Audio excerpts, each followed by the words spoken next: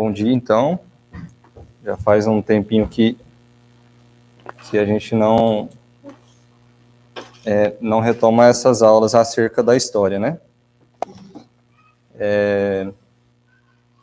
Bom, eu gostaria de iniciar, então, esta aula de hoje retomando um pouco a motivação, bom dia, a motivação do porquê estudar esse tipo de conteúdo, né?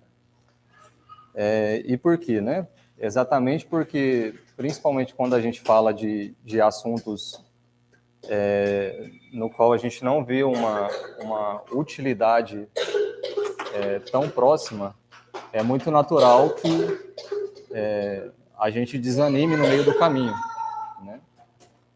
E me parece que essa questão da perseverança, ela é algo que permeia também, ela também é muito útil para a nossa vida espiritual, né? Porque, infelizmente, nós fomos formados para começar algo hoje e amanhã já começar a ver fruto, né? Como se não mais da metade da nossa vida tivesse sido gastado com coisas supérfluas e inúteis, né? Então, vejo que é de grande utilidade sempre tomar o fim pelo qual nós estamos buscando um determinado objetivo. O próprio Santo Tomás, baseado no Aristóteles, né, ele falava isso, que todo conhecimento ele parte através daquele que ele chama das causalidades, né? Então, ele falava o seguinte, né, que tudo que a gente vai aprender, a primeira coisa que a gente conhece, ou na sua maioria das vezes conhecemos, de fato a finalidade daquela coisa, né? daquela determinada ciência, ou objeto, ou seja lá o que for, né?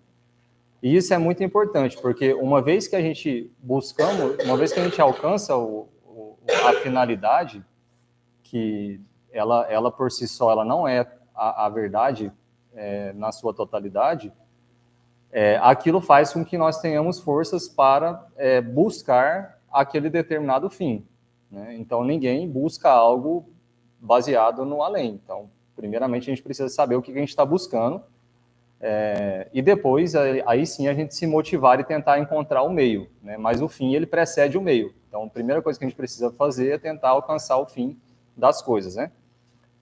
E esse tipo de conhecimento que nós estamos falando aqui é algo que sempre foi muito natural na educação cristã, né? Por exemplo, a própria Ética Nicômacos, o Aristóteles ele falava isso, e depois o comentário da Ética Nicômacos, que foi feito por São Tomás de Aquino, São Tomás falava isso também, né? Para buscar as virtudes, primeiramente é necessário entender o fim do homem, né? Depois o fim das operações do homem, e depois, então, achar um meio para qual essas finalidades elas operam, né? Então, qual que é, dentre tantas possibilidades, qual que é o melhor meio para chegar naquele determinado fim, né? E dentre os fins também, qual dos fins é o mais elevado? Afinal de contas, existem vários fins, né? Ou na maioria das vezes pode ter mais de uma opção, né?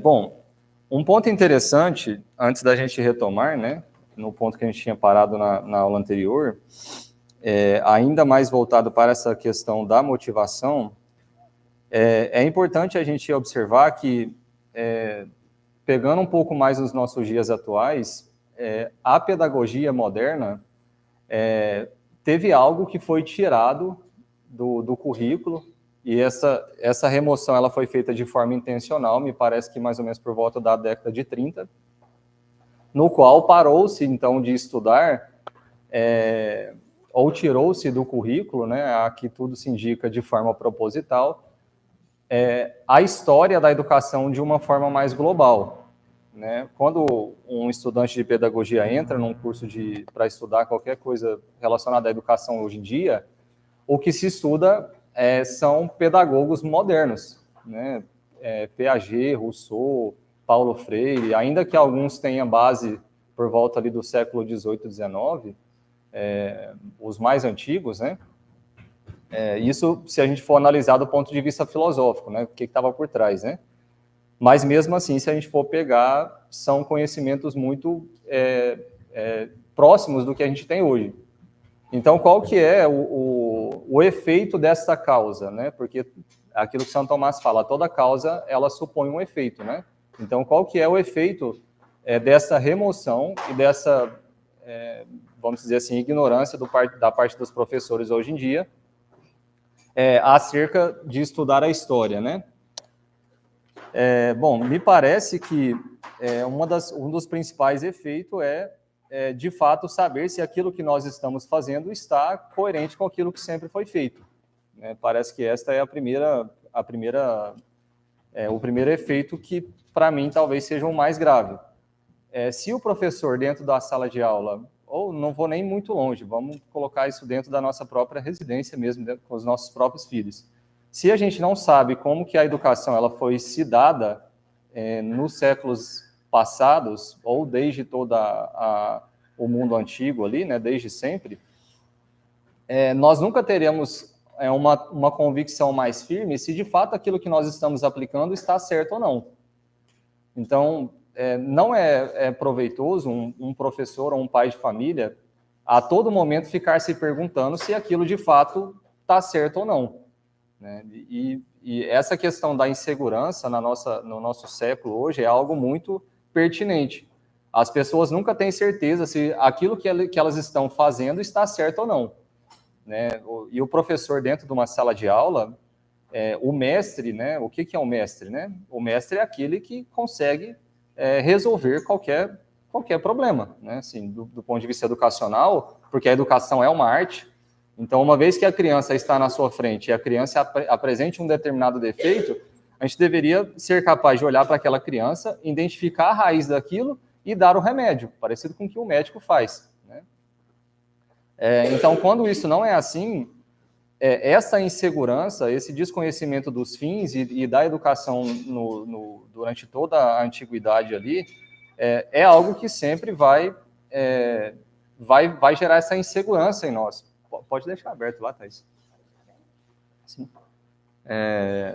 Então, isso é muito ruim para nós, né? Uma outra questão que me parece que ser muito pertinente também, quando a gente fala acerca do mestre, né? Hoje em dia, é muito natural também a gente ter especialidades ali em determinadas áreas do conhecimento, né? E estudando a história da educação, a gente vê que, na verdade, isso nunca foi dessa forma. Né? Isso também é algo muito, muito próximo do nosso século atual. Antigamente não era assim. Um mestre, ele de fato era um mestre em diferentes áreas dos saberes. Né? Parecido com... vou usar um exemplo aqui muito pobre, mas... por exemplo, uma pessoa que é mestre numa determinada ciência nos dias atuais. Né? Então, vou usar um exemplo bem pobre mesmo. Por exemplo, eu sou mestre em computação, o que não quer dizer lá muita coisa. Mas qualquer coisa que vocês me perguntarem acerca deste tema, talvez quase tudo eu vou saber responder ali com uma determinada profundidade, né? E a questão do mestre, no que diz respeito à educação, também essa analogia deveria ser verdade, se aplicando do ponto de vista pedagógico. Nós deveríamos olhar para as diferentes pedagogias que existem hoje, para as diferentes formas de ensino, e tentar identificar por que elas não são boas, por que uma determinada coisa não funciona. Porque se não for assim, o que vai acontecer? A gente vai criar uma estrutura, que a gente pode até colocar o nome de católico, de cristão. Essa instituição, ela vai fazer algumas coisas diferentes, mas aquilo que ela faz de diferente, ela não vai conseguir adentrar a substância da coisa, que é onde que nós deveríamos adentrar. Então, a gente vai ficar simplesmente na parte superficial, como se a educação que os outros pais estão dando para os seus filhos e a nossa fosse, por exemplo, diferente só no aspecto de que as nossas crianças não vê tela, que as nossas crianças aprendem um idioma a mais. Ora, essas coisas, me parece que elas estão no âmbito acidental. Então, é muito importante conhecer a história E como que isso se deu de modo profundo na antiguidade, para que a gente consiga, de fato, ver se aquilo funciona ou não. Ou, pelo menos, tem um bom parâmetro para nós. Fala, olha, uma determinada época já tentou se fazer desta forma e não funcionou, e os efeitos foram X, Y, Z. Porque quando a gente se trata de educação, é algo muito complicado da gente ver frutos ou um dano, né? Então, o que a gente está fazendo hoje, se isso for criar um mal na alma de uma criança, muito certamente nós não estaremos aqui mais para ver se de fato aquilo foi benéfico ou não. Muito certamente a gente vai ter morrido. E aquilo que a gente deu para essas crianças ainda vai estar fazendo, vai estar gerando fruto ou ainda vai estar gerando uma desordem naquela alma ali por muitos anos, né?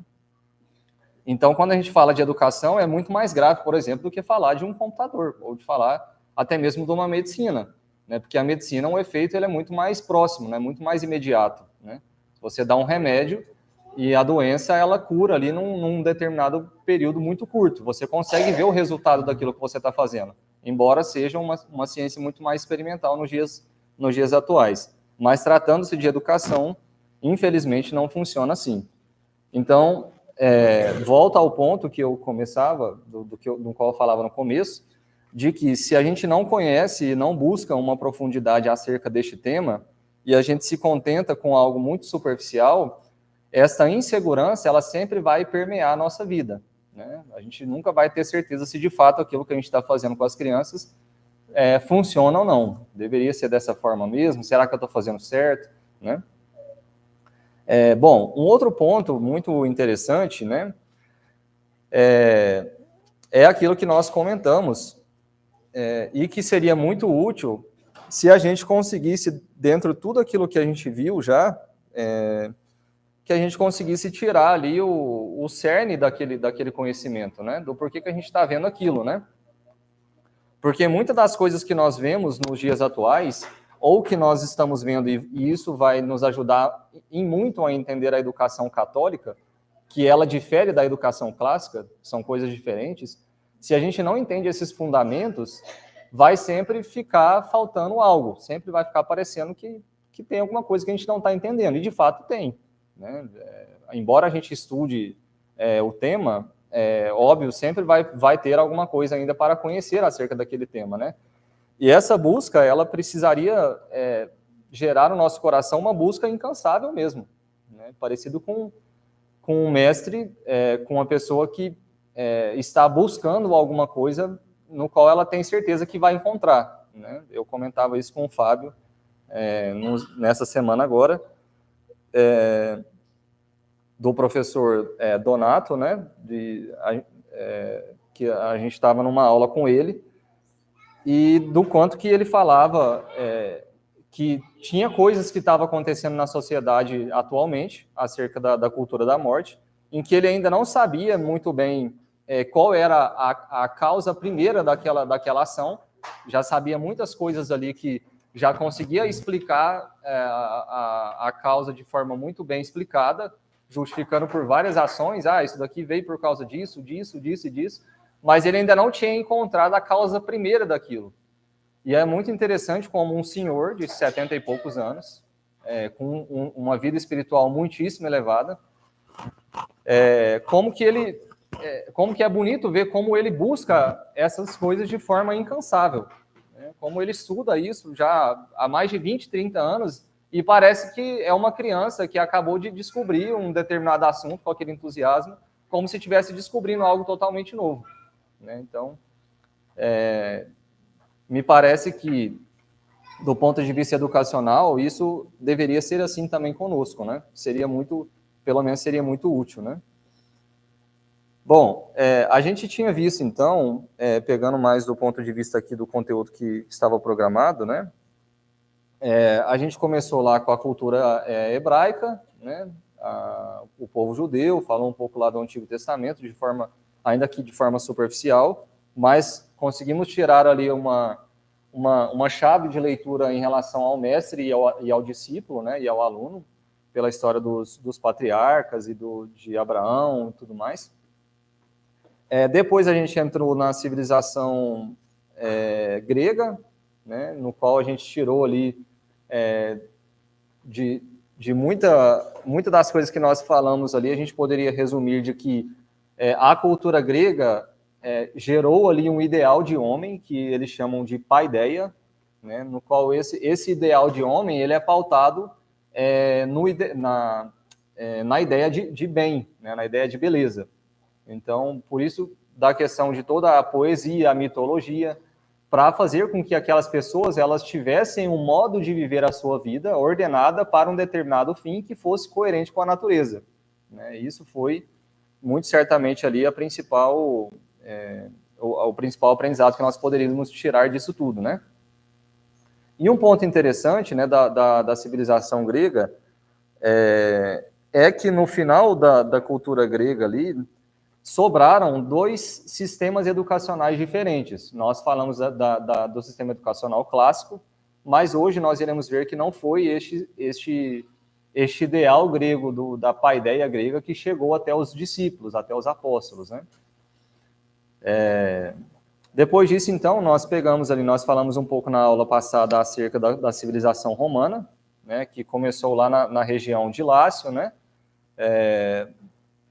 Falamos ali um pouco de que na civilização romana a grande diferença é que as famílias elas eram mais tradicionais, né, e diferente da civilização grega, que muitas das coisas que eles estudavam ali estavam muito do ponto de vista teórico e racional. Então você, por exemplo, você pega ali um determinado poema que fala de uma pessoa que tem virtude, ou uma pessoa que vive bem a sua vida, no fundo, aquele personagem ele é um personagem teórico. Né? Ele não é um personagem que está, de fato, personificado ali em uma pessoa, embora as pessoas que estivessem tentando fazer aquela chave leitura estavam tentando fazer com que a sua vida fosse condizente com aquilo. Na civilização romana, não. Na civilização romana, o grande protagonista da educação, pelo menos no primórdio da civilização romana, foi a família. Algo que a gente não encontra na civilização grega, porque a família ela não estava nem um pouco preocupada com a educação. Né? Então, embora a civilização romana fosse uma civilização com pouca cultura, né? Se a gente pegar aqui a cultura do ponto de vista cultural mesmo, ali de poesia, arte, música, cinema, tudo mais, eles quase não tinham isso, eram pessoas rudes, né? Tanto que para os gregos, os romanos, eles eram considerados como povos bárbaros. Né? O que é o povo bárbaro? É aquele povo que não tem cultura. Né? Tanto que na civilização romana, os pais levavam os filhos para ver, por exemplo, os cristãos serem assassinados nas arenas, né? Assim, coisas que é inimaginável. Né? Então, na cultura grega não se tinha isso. As pessoas elas iam para os ginásios, para o cinema, para os teatros, né? Para verem ali coisas que, sob certo aspecto, estavam imbuídos de uma beleza, né? Coisa que na civilização romana não tinha. Então, eles eram muito mais, um povo muito mais simples do ponto de vista educacional. Mais um ponto interessante é que a civilização romana, ela se sobressai sobre a civilização grega nessa tradição familiar quanto à questão de uma vida moral. Porque, no fundo, como era uma civilização que era patriarcal, então as coisas elas passavam ali de pai para filho, né? E justamente por isso a noção de educação deles era muito mais utilitarista. Então, no fundo, as crianças elas estavam aprendendo do pai e da mãe aquilo que elas iriam executar um determinado ofício. Então, o ofício que o pai fazia, o ofício que a mãe fazia, de ser uma dona de casa, de cuidar ali de uma determinada arte, um artesão, alguma coisa mais voltado para a utilidade mesmo, né? Só que um ponto interessante dessa tradição familiar é que o historiador, pelo menos o Marrou fala, que foi daí que surgiu o direito romano. Exatamente dessa visão moral que era passado de pai para filho e que deveria ser vivido com muita fidelidade. Então, isso é interessante porque a civilização grega, ela não legou isso para o seu povo, né? A gente tinha a questão moral, que ela principalmente está difundida ali no pensamento filosófico, no que a gente chama de ética, mas não se tinha ali uma tradição familiar, como nós vimos aqui na questão da família romana, né? Então, a criança, na verdade, até mesmo o adolescente, ela ficava no seio familiar até os 17 anos. Assim, uma coisa que 17 anos já é um adulto, né? Ainda mais quando a gente fala de antigamente, né? Porque hoje, uma criança, um jovem de 17 anos, muito certamente tem menos maturidade do que uma criança de 12 anos antigamente, né? Então, quem dirá, muito antigamente mesmo. Bom, então, nós tínhamos parado aí, né?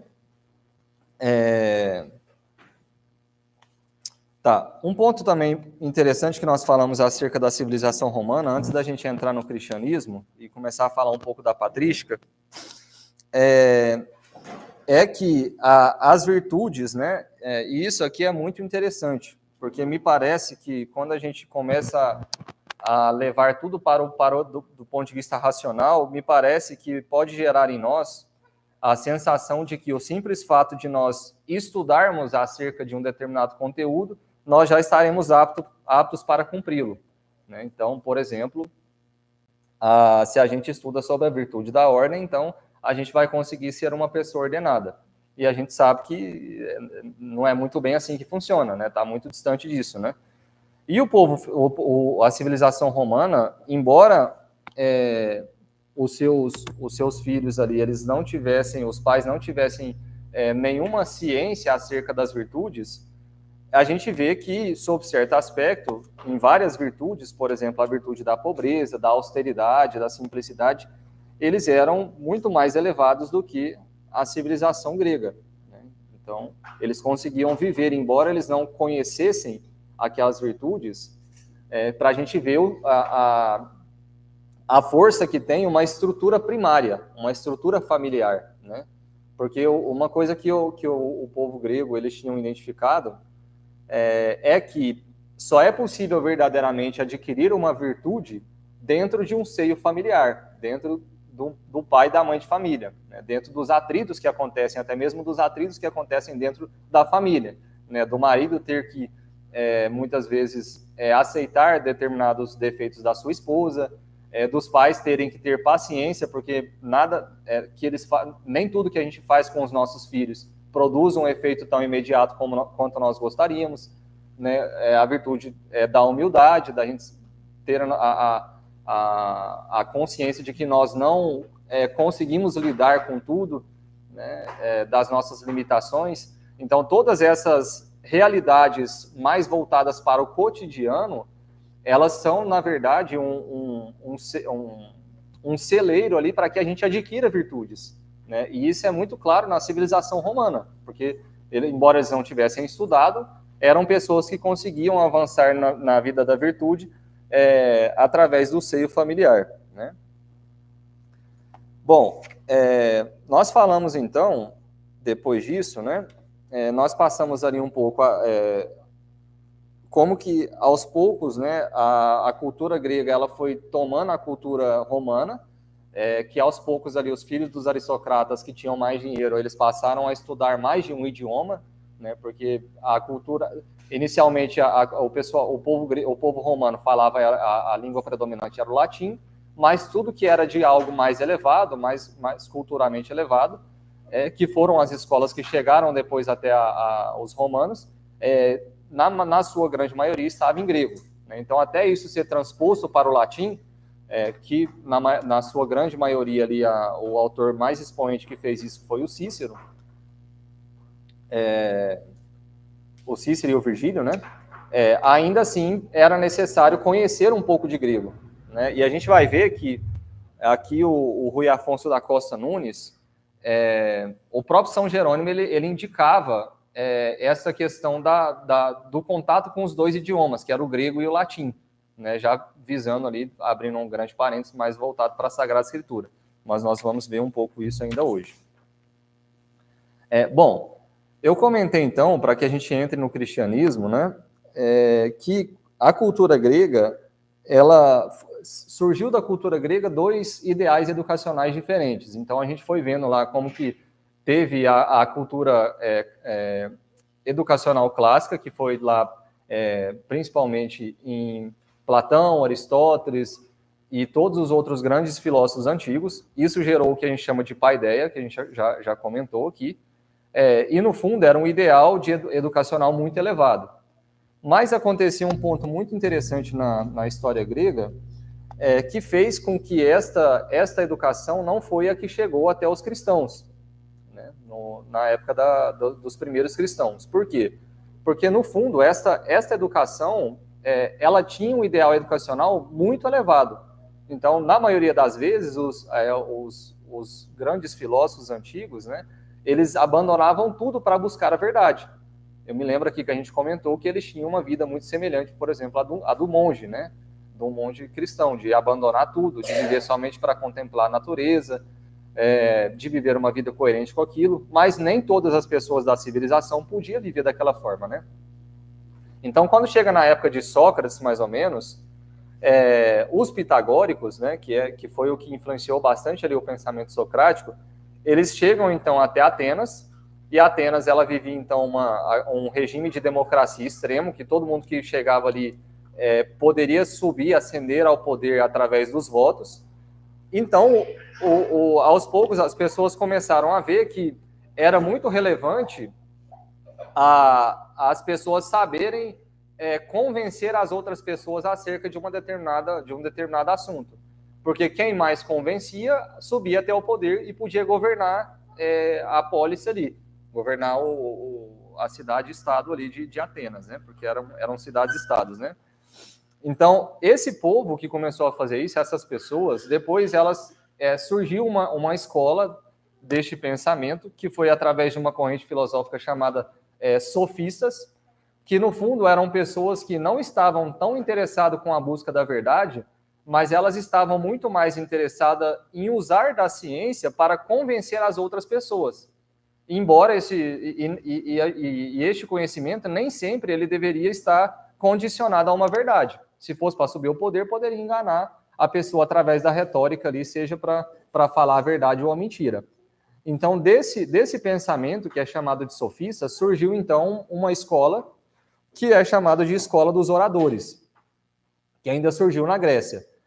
E essa Escola dos Oradores, ela ganhou uma fama muito grande porque era muito mais fácil você aprender desta forma. Você não precisava ter uma vida tão exigente quanto os filósofos tradicionais tinham. Então, as pessoas, elas precisavam somente aprender um pouco de cultura, um pouco de grego, um pouco de poesia, mas era tudo de um modo muito mais superficial para que essas pessoas conseguissem falar sobre diferentes temas e enganar as pessoas. Então, essa escola, ela ganhou muito força. E depois da morte de Aristóteles, o pensamento aristotélico, que foi o último grande expoente dos filósofos antigos, ela se declinou de uma forma muito rápida, exatamente por ser muito exigente. Então, quando a Roma toma a Grécia, e o Daniel Hobbes fala que Grécia toma Roma, Grécia toma Roma pela cultura, a cultura helenística, que foi a que tomou o povo romano, a principal escola que tinha era as escolas dos oradores. Essa escola de tentar estar muito mais voltada para a questão da retórica. E foram nessas escolas que os santos padres estudaram, que chegou até o cristianismo, né? Então, quando chega no cristianismo, né, a gente vê que teve um embate muito grande, né, entre o pensamento filosófico e o pensamento cristão, né, porque Nosso Senhor, quando lá no Evangelho de São Mateus, no capítulo 28, Jesus, então, quando vai ascender aos céus, Jesus diz, né, e depois anunciai a todas as criaturas, né, batizando em nome do Pai, do Filho e do Espírito Santo, e ensinai a todas as criaturas, né. Então, uma das ordens que Nosso Senhor deixou aos apóstolos foi esta missão de ensinar a todos os povos, né? Mas esse ensino, no começo, ele era feito de forma muito simples, né? Através das casas, das famílias, nos navios, nos presídios, né? Em todas as realidades que tinham na civilização, mas ela não era dada através de uma instituição formal, como se tem hoje as escolas confessionais, né? Escolas voltadas para um ensino religioso. Isso foi surgir um pouco mais tardiamente, né? Então, inicialmente, os santos padres, começando ali pelos apóstolos, o que eles fizeram foi tentar viver aquilo que Nosso Senhor pediu, ensinar, batizar, pregar o evangelho. E esses santos padres, São Jerônimo, Santo Atanásio, a gente vai ver alguns aqui ainda daqui a pouco, todos eles estudaram nessas escolas dos oradores, né? Nessas escolas das pessoas que só estavam interessadas em enganar ali através da retórica, né? Embora o professor Rui Afonso da Costa Nunes, obrigado, Carlos, ele diz que quando chega na patrística, essas escolas sofísticas, né, a escola dos oradores, ela já tinha... pode passar aqui no cantinho. Ela já tinha aumentado o seu nível, né? Então, as pessoas elas não estavam somente buscando somente enganar as pessoas. Aos poucos, o próprio desenvolvimento orgânico dessa escola, ela fez com que pessoas bem intencionadas também estivessem ali buscando a verdade. Então, estudava-se muito grego, tinha bastante... tinha um estudo muito voltado para a questão da gramática, da poesia, da retórica. Então, aos poucos, essa escola ela foi adquirindo novas características, né, que era muito mais elevada do que da época grega, né? Bom, os cristãos, então, aos poucos, o que o professor Rui Afonso da Costa Nunes diz é que os cristãos eles começaram a tentar a influenciar nessas escolas que já existiam. Então, aos poucos, os próprios santos padres e os santos dos primeiros séculos, eles passaram a integrar nessa escola, por exemplo, como professores, como pessoas que estavam interessadas em pegar aquilo que veio do mundo antigo, do mundo grego, e tentar purificar aquele conteúdo para que aquele conteúdo estivesse mais conforme o pensamento cristão. Mas isso foi de forma muito custosa, teve muito embate para até acontecer, até isso de fato ser levado ao cabo, né? Tanto que, por exemplo, existe um livro, né, que talvez a gente entre mais nele na próxima aula, que chama O Verme Roedor. Esse livro é muito, muito bom mesmo. E ele traz muito claro o quanto que os próprios cristãos do primeiro século, eles divergiam entre os pensamentos. Então, por exemplo, o São Basílio, né? Ele escreveu, por exemplo, esse livrinho aqui, que é uma carta, chama Carta aos Jovens sobre a Utilidade da Literatura Pagã. Então, alguns padres da patrística, eles achavam que não tinha problema as crianças adquirirem aquele conhecimento dessas escolas dos oradores, contando que a própria criança ela fosse instruída a filtrar aquele conteúdo. Ora, mas isso é muito difícil, porque nem mesmo nós damos conta de filtrar aquilo que nós aprendemos. Isso pressupõe uma quantidade de conhecimento muito vasta que ela foge ali da alçada das crianças.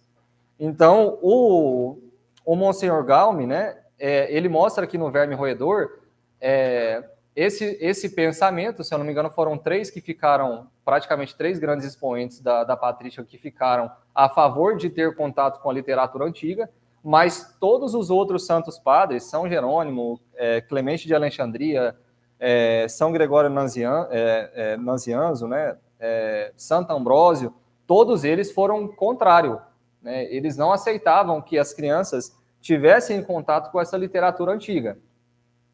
Embora a gente vai ver aqui, quando a gente começar a falar um pouquinho sobre o que cada um desses autores pensavam, no fundo, a finalidade que eles estavam interessados em permitir com que as crianças tivessem contato com a literatura pagã era bem intencionado, né? Porque, no fundo, por exemplo, o próprio São Basílio, ele fala que a literatura pagã ela tinha a capacidade de fazer com que a criança ela tivesse mais domínio da língua. E tendo mais domínio da língua, da gramática, ela tinha mais capacidade para adentrar ali nas verdades contidas na Sagrada Escritura. Então, a intencionalidade era boa, né? Mas a gente consegue ver hoje, depois de muito tempo, depois de passado muitos séculos, né, de muitos autores já terem refletido acerca dessa grande divergência, que isso difere um pouco acerca da educação cristã, de fato, né? Porque nós iremos ver, conforme a gente avança na Idade Média, que praticamente todo o conteúdo ele foi sendo cada vez mais filtrado e as crianças, não só as crianças, mas os jovens, mas toda a cultura, ela passou a cada vez mais a se afastar dessas coisas pagãs e ficar somente com aquilo que fosse, de fato, voltado para a Sagrada Escritura, né? Todo o ensinamento da Idade Média, ele foi quase na sua totalidade, quase não, na sua totalidade, 100%, ele foi feito em cima da Sagrada Escritura, né?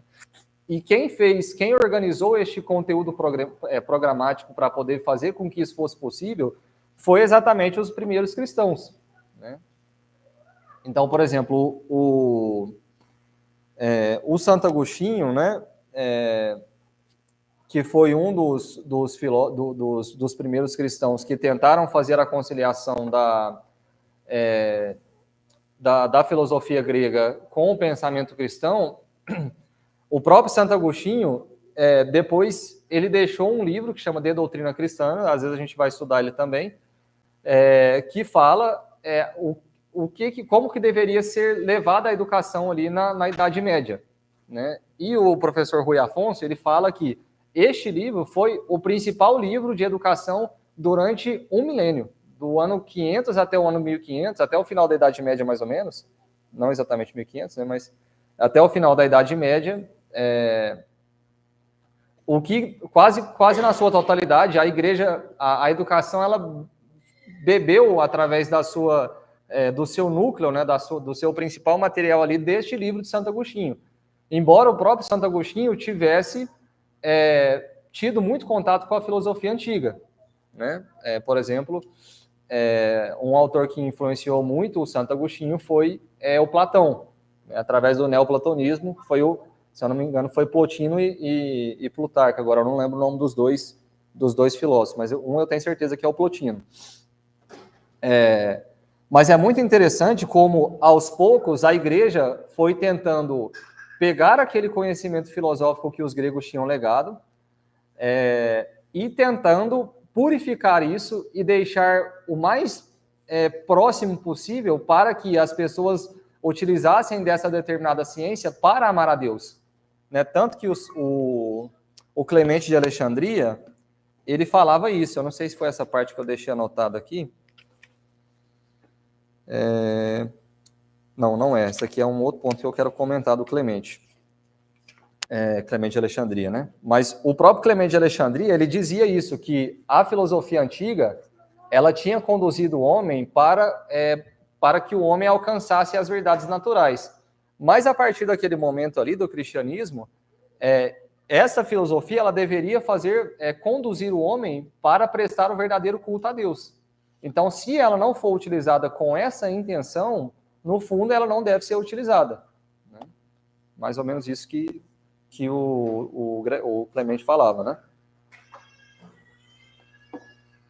Bom, eu comentava que os cristãos, eles tentavam, então, num primeiro momento, adentrar o sistema educacional e fazer parte do corpo docente ali, através do ensino e tudo mais, né? Mas este próprio embate filosófico de usar ou não a filosofia fez com que chegasse um determinado momento e, por exemplo, o Tertuliano proibisse os cristãos de serem professores, né? Os cristãos, eles não podiam ensinar, porque, afinal de contas, no fundo, eles estavam ainda ensinando aquilo que veio da cultura helenística, que estava ali, aquilo que a gente comentou, que era a escola dos oradores e tinha muito conteúdo pagão. Então, o Tertuliano, ele diz que ele proíbe, então, os cristãos de serem professores, isso no século IV, né? Alguns padres, né, diz aqui o professor Rui Afonso da Costa Nunes, eles tiveram uma influência mais direta no sistema educacional, né? Alguns padres da patrística, né? Por exemplo, o próprio Santo Efrem, ele fundou a escola dos persas. Então, essas escolas, aos poucos, né, a igreja ela não tinha força suficiente para poder montar uma espécie de escola confessional. Por quê? Porque as perseguições estavam acontecendo, né? O Rui Afonso fala que quando surgiu os padres apologéticos, que eram os padres que foram discípulos direto dos apóstolos, e começaram a redigir os primeiros documentos ali, os documentos mais antigos, por exemplo, os documentos acerca da Santíssima Trindade, de Santo Inácio de Antioquia, e desses primeiros São Polinário, né, que foi de Policarpio, né, que foi discípulo de São Pedro, né, se eu não me engano, ou de São João, né? Todos esses primeiros escritos, né, quando ele começou a querer engrenar, veio as grandes perseguições, né? Por exemplo, a perseguição que queimou toda a cidade de Roma, né? Depois, conforme essas perseguições elas foram cessando, e a igreja os cristãos começaram a ter esta noção de que a filosofia ela deveria ser purificada antes de ser dada, principalmente de modo especial às crianças.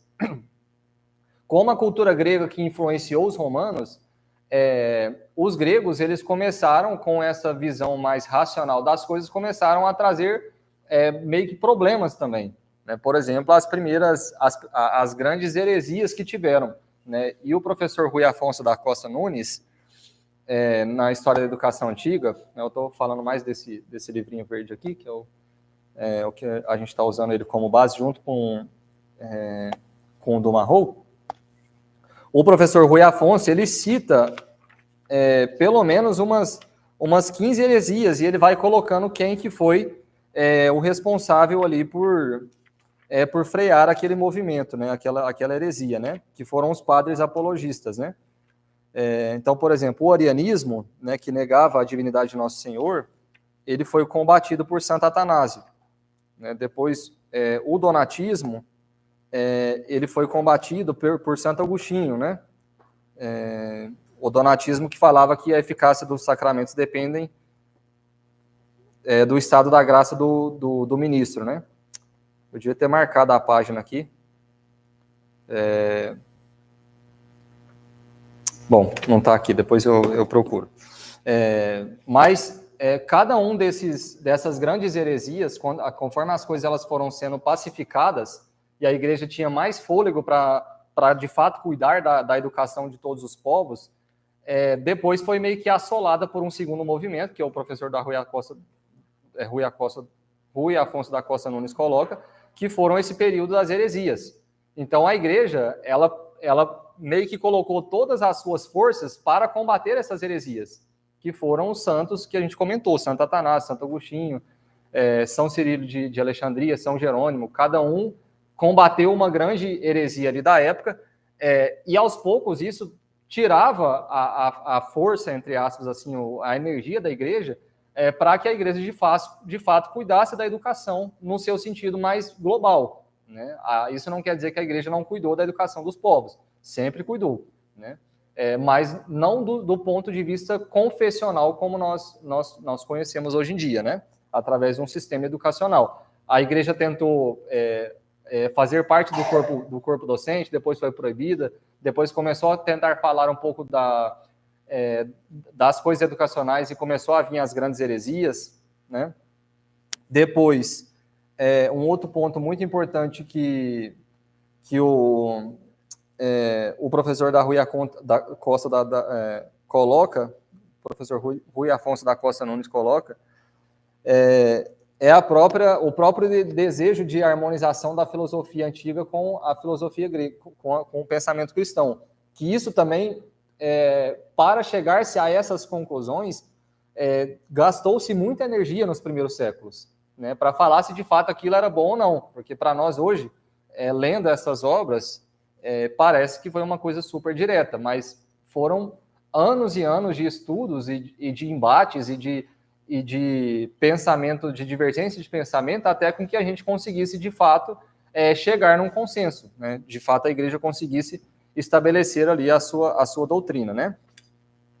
Então, isso é o que o professor Rui Afonso coloca para a gente, que foi característica dos primeiros séculos do cristianismo, né? Sim?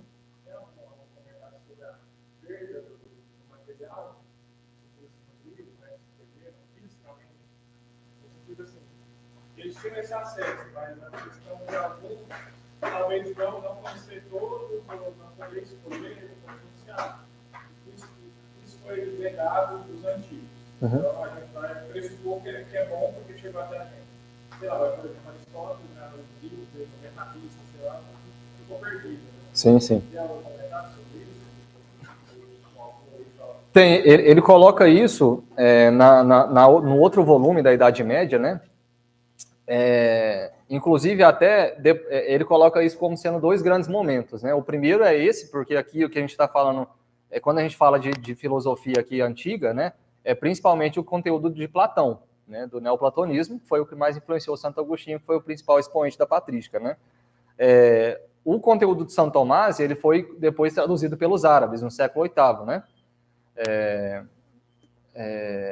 A gente vai ver um pouquinho como que isso se deu também e como que isso influenciou depois o São Tomás, né? Mas esses primeiros cristãos, eles tiveram acesso de fato a um recorte, né? Mas conforme a igreja foi avançando, né? Uma coisa que o professor Rui Afonso coloca muito interessante é que os padres, os monges copistas, que vai surgir daqui a pouco, a gente ainda não entrou nessa parte, mas os monges beneditinos que tiveram ali também muita influência no primeiro milênio na educação, eles que copiaram eles que guardaram todo o legado cultural da civilização. Então, eles copiavam até as coisas erradas, né? Até assim, coisas voltadas para adultério, umas coisas bem pesadas mesmo, mas eles copiavam porque aquilo ali fazia parte da cultura, contava uma história, era um poema que os cristãos já tinham visto que as crianças não deveriam ter contato, eles copiavam, guardavam nos porões dos mosteiros, e aquilo ali era copiado. Quando a coisa estava começando a ficar muito velha, os monges copistas copiavam de novo, e aquilo foi levado até chegar depois ali no Renascimento. Quando o Aquino de York, né, se eu não me engano, ele tem contato com isso, mas eu não vou abrir muito isso, que senão vai misturar bastante os assuntos. Mas sim, de fato, houve essa deficiência de fato de toda a abrangência cultural que tinha ali na época. Era um recorte. Principalmente porque as escolas dos oradores, como nós vimos, elas de fato não abarcavam o supra-sumo assim, da filosofia grega, porque isso aqui ela estava muito longe do ideal do homem grego, né? E é muito curioso como que o Santo Agostinho, isso é um outro autor que coloca, eu posso trazer o livro na próxima aula, esse autor coloca que o Santo Agostinho ele conseguiu chegar nos mesmos princípios que o Aristóteles tinha chegado, ali aquelas coisas super elevadas, sem ter tido contato com Aristóteles. Assim, então, é uma coisa extraordinária assim, o que o Santo Agostinho ele fez. Por isso que tem muitos autores, não são poucos, eu já li bastante mesmo de muitos autores que falam que, sem dúvida de chance, Santo Agostinho foi o principal expoente da civilização ocidental, mais do que Santo Tomás, o que parece até muito estranho, mas porque Santo Tomás só foi o que foi porque ele bebeu de Santo Agostinho, mas Santo Agostinho, do ponto de vista, ele meio que foi inédito no que ele descobriu, né? A gente vai ver um pouco na próxima aula também, que eu acho que não vai dar tempo de entrar hoje, o que foi a principal descoberta de Santo Agostinho que nos ajuda muito a entender a educação cristã. Mas sim, de fato, teve isso, né? Então, aconteceu este primeiro grande fator ali, dessa meio que bagunça ali da organização, se pode usar ou não a filosofia, se pode ou não deixar as crianças ir para os colégios atuais, da questão das próprias heresias, que foram muitas, depois da igreja tentando reunir o resultado desses grandes pensamentos ali, dos padres apologistas, para poder, de fato, redigir os primeiros concílios, o concílio de Nicéia e os primeiros concílios ali da igreja, né? E isso é muito interessante, porque o próprio professor Donato falava muito isso nas últimas aulas, o quanto que a igreja, de fato, ela, toda vez que acontece uma grande desgraça, uma coisa muito ruim, o quanto que toda vez que acontece algo muito ruim, a gente consegue avançar no conhecimento, né? E ele usava esse exemplo pegando a cultura da morte, mas usando aquela passagem de São Paulo, se eu não me engano, tá aos Romanos, né? Que São Paulo se gloriava nas cruzes, né? Nós nos gloriamos na cruz de Nosso Senhor. Então, quando acontecia algo ruim, o Donato falava que era como São Paulo falasse, graças a Deus, agora a gente vai fazer alguma coisa. Porque é muito interessante esse modus operandi que a gente está vendo aqui, por exemplo, que se deu através das grandes heresias, porque muitas coisas que foram redigidas de forma benéfica na igreja só veio quando aconteceu essas grandes desgraças, né? Essas grandes perdições ali, né? Então, quando estava tudo ruim, Nosso Senhor mandou alguém, os cristãos tiveram que sair da sua zona de conforto, vamos dizer assim, mas fazer alguma coisa, né? A própria discussão acerca da Santíssima Trindade, no De Trinitate de Santo Agostinho, que conta um pouquinho da história ali dos primeiros cristãos, ele fala o quanto que foi benéfico os cristãos divergirem entre si. Então, não são 3 pessoas e um Deus, é 3 deuses. Cada um falava uma coisa diferente. Até que o Santo Agostinho conseguiu, de fato, ordenar as coisas ali e colocou, de fato, o que era. Mas se não fosse este caos, as coisas não teriam avançado, né? Então, a questão das heresias foi muito benéfico nesse quesito, né? Um outro ponto, né, Santo Tomás, o Santo Tomás ele difere um pouco do pensamento dos franciscanos, né? Porque Santo Tomás coloca que Nosso Senhor, ele só se encarnou por causa do pecado de Adão, né? Então vejam o quanto que isso tem relação também, né? Que se não fosse o pecado de Adão, o verbo encarnado não teria se feito carne, né? O verbo de Deus não teria se feito carne. Isso não é o pensamento dos franciscanos, né? Aquele grande santo franciscano, que eu esqueci agora, que dizia o contrário, né? Que o verbo se encarnaria de qualquer forma, né? Mas, enfim, seja como for, da esquerda ou para a direita, de um lado ou para o outro, mas o ponto é que sempre... Sim. Eu esqueci o nome do santo. Mas não é o Dans, tem um santo mesmo, São Boaventura. Mas, enfim, seja como for, a gente está usando isso só para exemplificar que isso tem algo de bom a nos dizer, né? E a gente pode aplicar isso para a educação, né? Assim, as coisas, a gente só decidiu esses movimentos educacionais católicos e essa preocupação que a gente está tendo hoje, ele só surgiu porque a coisa está ruim. Porque se ela tivesse minimamente ordenada, a gente pegaria nossas crianças e daria para a escola, igual antigamente era feito, né? E, assim, não precisaria de tanta coisa assim, né? Então, isso é bom.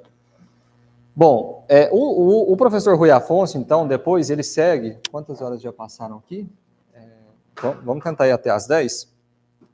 E vamos tentar passar aqui rapidamente, porque o professor Rui Afonso,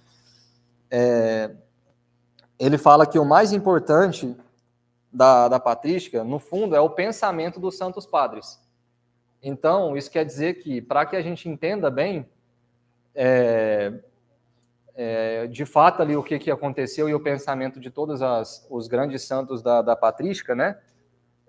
A gente deveria estudar esses autores individualmente, mas é muita coisa para fazer, né? Assim, mas, na medida do possível, um pouquinho de coisa dá para a gente ver aqui deles, né? Então, tudo bem. O primeiro grande santo aqui que ele coloca, né, o primeiro grande expoente, que nos ajuda muito na questão educacional, é o Clemente de Alexandria. E aí ele tem esse livrinho aqui, são 3 livros principais do Clemente de Alexandria. O único que eu encontrei na nossa língua é esse do Pedagogo. E é muito bom. De fato, muito, muito bom mesmo. E é interessante porque o Clemente de Alexandria, ele é um dos padres considerados da patrística, e eu estava lendo, mas isso aqui, da vez da formação que eu preparava para os outros professores, acho que 2 anos atrás, eu descobri que o Clemente de Alexandria, ele foi aclamado santo por muitos séculos da igreja.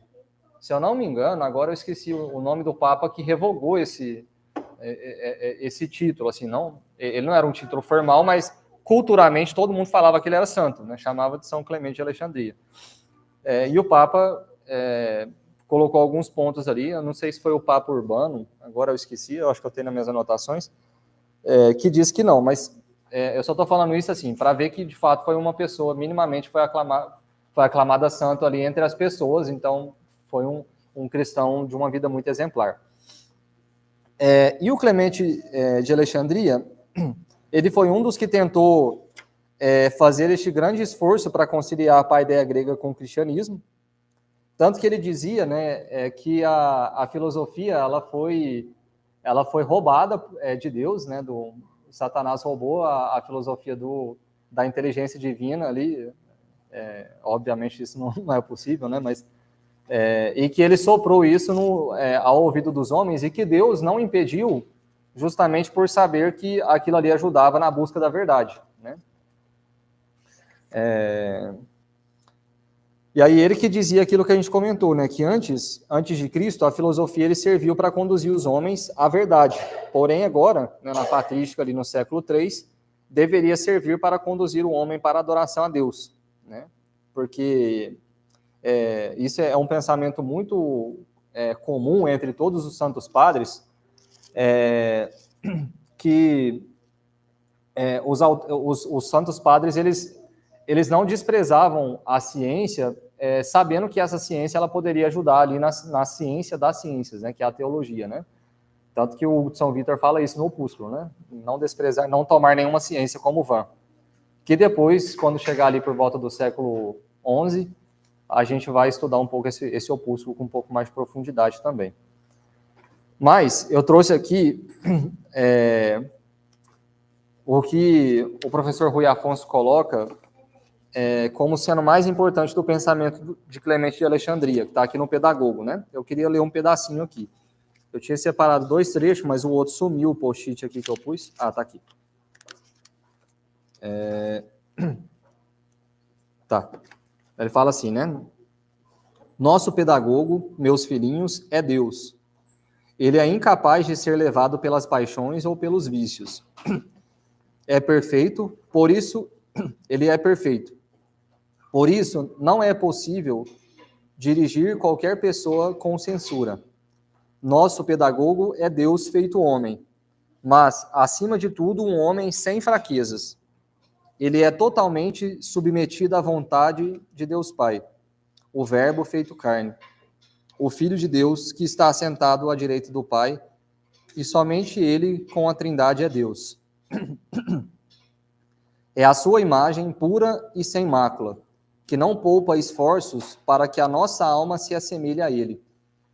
Não sente jamais as desordens nem as agitações das paixões, que atrapalham muito a pedagogia. Eis porque somente ele merece a condição de ser o juiz, pois ele é totalmente isento do pecado, ao passo que nós devemos incessantemente evitar, tanto quanto for possível, cometê-los. Então, isso é muito interessante. Porque, vejam, até aqui é aquilo que a gente comentou.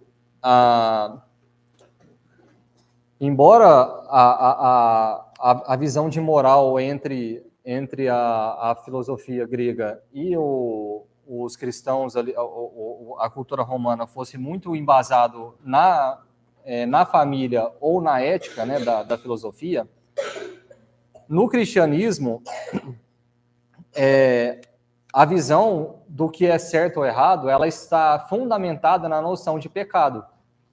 Então, é através da noção de pecado que a gente deve pautar a questão moral das crianças.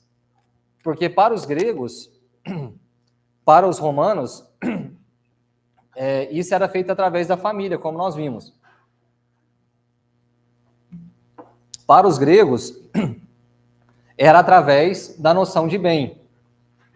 Então, para nós, os cristãos, um dos pontos fundamentais aqui que o Clemente de Alexandria coloca para nós é que a gente deveria pautar as ações das nossas crianças baseado na noção de certo ou errado, pegando a própria moral cristã, que é o pecado, né? Então, nesse sentido, o verdadeiro, o único e verdadeiro pedagogo das nossas almas é o próprio Deus. Por quê? Porque é o Deus que nos educa, né?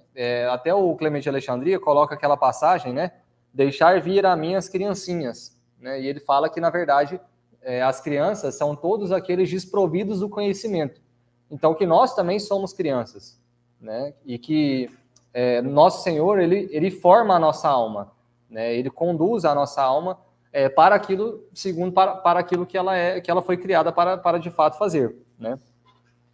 Então, por causa dos nossos pecados que nós necessitamos estar sobre o cuidado deste único e verdadeiro pedagogo que é Deus, né? Então, isso já deveria começar a nos dar aqui bons indícios do que é, de fato, a educação católica, né?